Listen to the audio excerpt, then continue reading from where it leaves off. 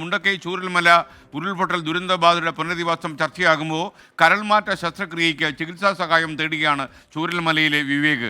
എറണാകുളം അമൃത ആശുപത്രിയിലാണ് ഇപ്പോൾ വിവേക് ഉള്ളത്. വിവേകിൻ്റെ കുടുംബം ഇപ്പോൾ ഞങ്ങളുടെ പ്രതിനിധി ശ്യാംകുമാറിനൊപ്പം ചേരുന്നു. Good morning Shyamkumar.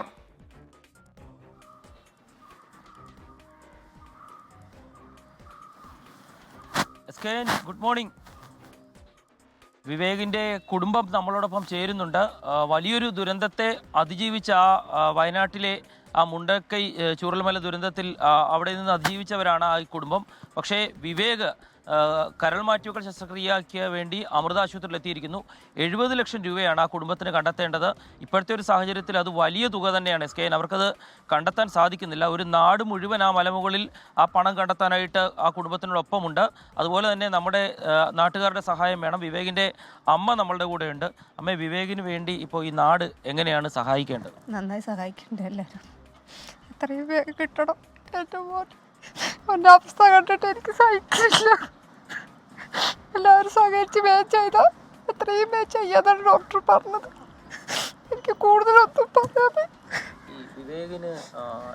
വിവേകിൻ്റെ ചികിത്സയ്ക്ക് വേണ്ടി ഈ പണം കണ്ടെത്തണമെന്ന് ഡോക്ടർ പറഞ്ഞല്ലോ. അപ്പോൾ എങ്ങനെയാണ് അത്? കരൾ മാറ്റി വെക്കണോ? എന്താണ് നമുക്ക് ചെയ്യാൻ പറ്റുക? അല്ല, ഇപ്പോൾ നിലവിൽ ഡോക്ടർ പറഞ്ഞത് ഈ കരൾ ഭയങ്കര വീക്കായിക്കൊണ്ടിരിക്കുകയാണ്.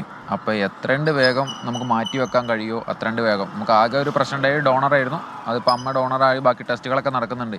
ഇനി നമുക്ക് വേണ്ടത് സാമ്പത്തികപരമായിട്ട് നമുക്ക് എങ്ങനെയൊക്കെ സഹായിക്കാൻ പറ്റുമോ, എത്രണ്ട് പൈസ പെട്ടെന്ന് ഇവിടെ കെട്ടി വെക്കണോ അത്രയും പെട്ടെന്ന് നമുക്ക് എന്താക്കാം വിവേകിൻ്റെ ഇതാക്കാമെന്ന് പറയുന്നത്. ഓരോ നിമിഷം വൈകുന്തോറും നമുക്ക് ഡോക്ടർമാർ ചാൻസ് കുറവായിട്ടാണ് പറയുന്നത്.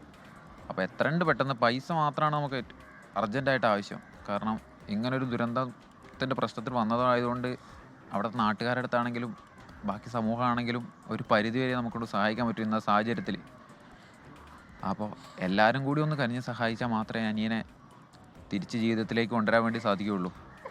ഇപ്പോൾ ഈ ടെസ്റ്റൊക്കെ ചെയ്യുന്നതിന് വലിയ തുകയാകുന്നില്ല. അമ്മയുടെ ഈ ടെസ്റ്റിന് ഇപ്പോൾ 1.5 ലക്ഷം രൂപയായെന്ന് പറയുന്നു. ദിവസം 3000 രൂപയിലധികം വേണ്ട മരുന്ന് വേണമെന്ന് പറയുന്നു. അപ്പോൾ അതിനൊക്കെയുള്ള ഇത് എങ്ങനെയാണ് നമ്മൾ കണ്ടെത്താൻ ഇപ്പോൾ പറ്റിക്കൊണ്ടിരിക്കുന്നത്? അല്ല, ഇപ്പം ഇതന്നെ എല്ലാവരും സഹായിക്കുകയാണ്. കാരണം നമ്മളെ എല്ലാവരും സഹായിക്കുന്നുണ്ട്.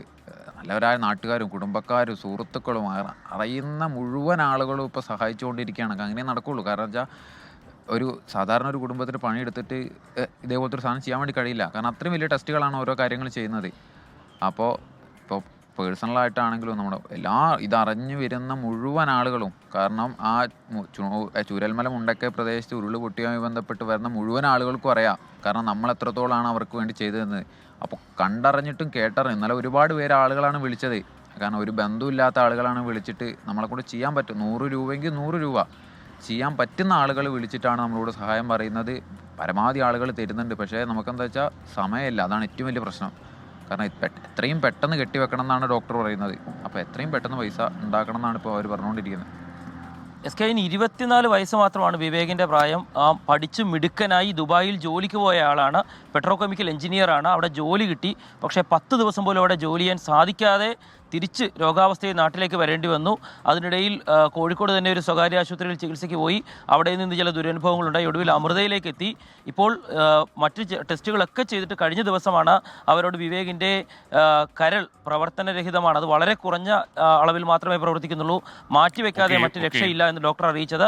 അമ്മയുടെ ടെസ്റ്റുകൾ നടക്കുകയാണ്. നമുക്ക് പ്രാർത്ഥിക്കാം ആ അമ്മയുടെ ടെസ്റ്റ് എല്ലാം പോസിറ്റീവ് ആണെങ്കിൽ മാത്രമേ ആ കരൾ ദാതാവിനെ കണ്ടെത്താൻ സാധിക്കുള്ളൂ. ഏതായാലും കുടുംബത്തിന് വലിയ സഹായം വേണം. Okay, thank you Shyamkumar. സമനസ്സുകൾ സഹായിക്കുക. എന്തായാലും ഒരുപാട് ദുഃഖങ്ങൾ അനുഭവിക്കുന്ന ഒരു കുടുംബമാണെന്ന് ഞാൻ മനസ്സിലാക്കുന്നു. ആ കുടുംബത്തിന് ഈ ഒരു രോഗം കൂടി വല്ലാത്ത അവസ്ഥ ഉണ്ടാക്കിയിട്ടുണ്ടാകും. നല്ല പ്രിയപ്പെട്ട പ്രേക്ഷകർക്ക് സഹായിക്കാൻ കഴിയുമെങ്കിൽ സഹായിക്കുക.